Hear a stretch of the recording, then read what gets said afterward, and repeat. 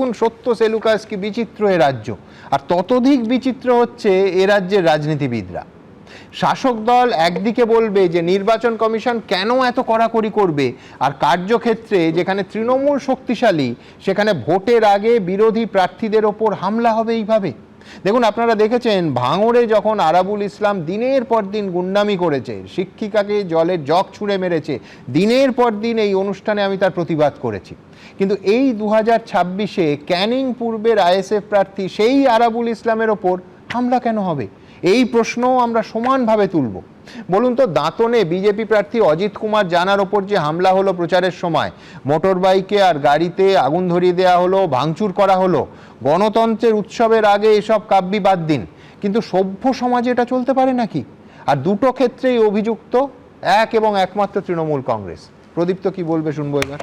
না, এক এবং একমাত্র তৃণমূল কংগ্রেস কিনা সেটা তোমার 6টার পর থেকে, মানে 7টার পর থেকে কিছু ভিডিও দেখছিলাম তোমার চ্যানেলেই, তাতে আমার মনে হচ্ছিল না। আমি সেটা বলছি না, এই দুটো ঘটনায় এক এবং একমাত্র, অন্য কারোর দিকে অভিযোগ নেই প্রদীপ্ত। অভিযোগ তো থাকতেই পারে, স্বাভাবিক, শাসক দলে আমরা আছি, আমাদের উপর অভিযোগটা থাকবে, আমাদের উত্তরও দিতে হবে।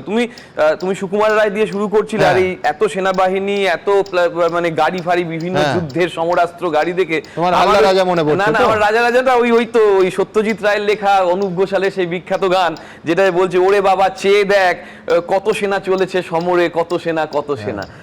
এইসব দেখতে দেখতে তোমার যে প্রশ্নটা মনে হচ্ছিল, ওই যে জীবনতলায় যে তৃণমূল কর্মীর এইখানে গালে মেরেছে এবং তুমি সেটা ক্যামেরায় দেখাতে পারছো না, একটা ইয়ে করে দিচ্ছ, অস্পষ্ট করে দিচ্ছ, এবং সেইটা তৃণমূল কংগ্রেসের যে কর্মীরা অভিযোগ করছে যে আমাদের মেরেছে, সেটা কিন্তু আর একটা অভিযোগ উল্টো দিকের। আমি যেটা চাই দাদা, সেটা তৃণমূল কংগ্রেসের প্রতিনিধি হয়ে প্রকৃত সত্যটা সামনে আসুক, কারণ এখন আরে সত্য তত্ত্ব বাদ দাও, দুপক্ষকে অস্ত্র সম্বরণ বোঝো তো, মহাভারতে অস্ত্র সম্বরণ করতে হবে।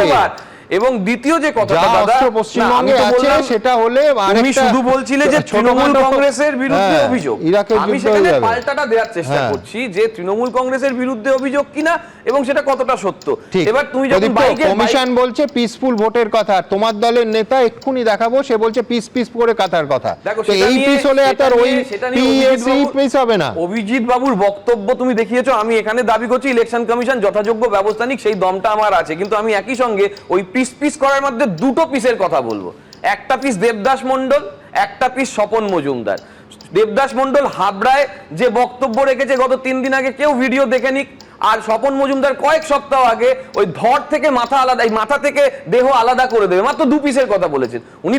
পিস করে বলেছেন ক্যান্ডিডেট নয়, জেলা নেতা কেউ নয়, তার যা যথাবিহিত শাস্তি হোক। পিসের প্রতিযোগিতা হচ্ছে কিনা সেটা ভাবছি, কিন্তু আমরা যেটা বলছি যে শাস্তি নেই, ওই পিসটা এলো না। শেষ করি একটু, মানে এবং আমাদের জানি না বিজেপি বলবে কিনা যে স্বপন মজুমদারের বিরুদ্ধে ব্যবস্থা হোক, যে ওই বক্তব্য রাখার জন্য যদি দম থাকে বলে দিক ইলেকশন কমিশন স্বপন মজুমদারের ওই বক্তব্যের জন্য বিরোধী বক্তব্য রাখুক। এখন জীবনতলায় কর্মীর সঙ্গে সঙ্গে রাকেশ যে বাইক ভাঙার ঘটনা দেখছিলাম, সেখানে তো দেখলাম যে পুরো যারা ভিডিওটা ভালো করে দেখেছে, বিজেপির কর্মীরা যে লাঠি তুলে নিল, যে ভদ্র মহিলা এবং যে ভদ্রলোক, তারাই পরবর্তীকালের যে মানে ওই কাট্টুতে দেখলাম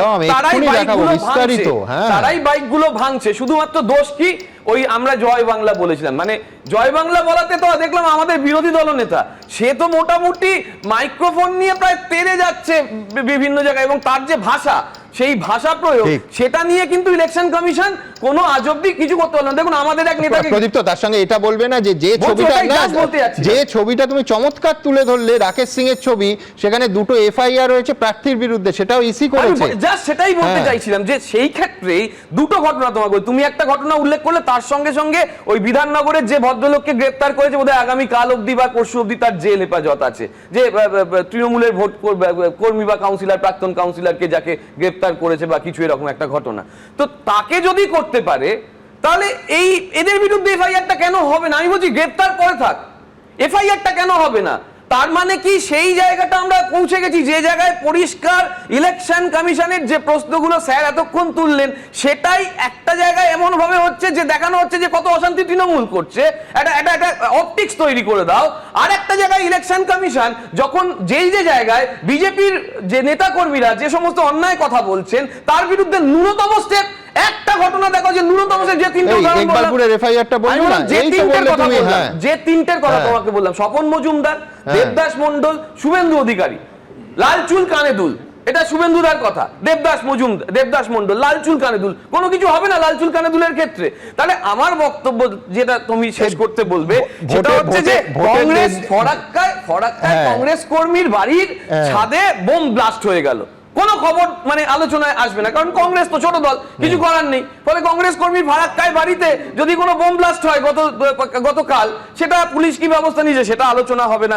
আমি বলছি যে প্ল্যাটুন আসুক, ব্যাটালিয়ন কেন, প্ল্যাটুন আসুক, এবং ওই ঘাতক প্ল্যাটুন আসুক। কিন্তু তৃণমূল পরিষ্কার যে বার্তা দেয়, শান্তির কথা বলবে, এক, দুই, উপযুক্ত ব্যবস্থার কথা বলবে, এবং তিন, যে যে ব্যবস্থা তৃণমূলের কর্মীদের বিরুদ্ধে নেওয়া হচ্ছে ঠিক সেরকম ভাবে বিজেপির যে নেতা সেই একই দোষে দোষী হবে, তাদের বিরুদ্ধে সমান ব্যবস্থা নেওয়ার অনুমতি। লাস্ট শেষ করব, শুরু করেছিলাম ওই ওরে দেখ কত চেয়ে দেখ কত সেনা আসছে, ওইটা তো দেখো চেয়ে কত চেয়ে না চলেছে সমরে, আমি ওইটা আমার মতন করে বললাম, কিন্তু আমার মতন করে সত্যজিৎকে আমার মতো করে নিয়ে নিও না, খুব দুঃখ পাবে সত্যজিৎ ভক্তরা। ইয়ে নেই, ওই কি বলে আমাদের সব বিভিন্ন থাকে না, আমি বলছি দড়ি ধরে মারো টান, রাজা হবে খান খান, সেটাও কিন্তু হবে।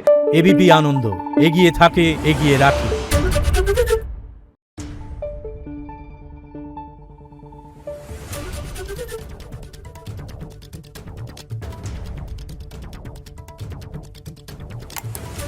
Thank you.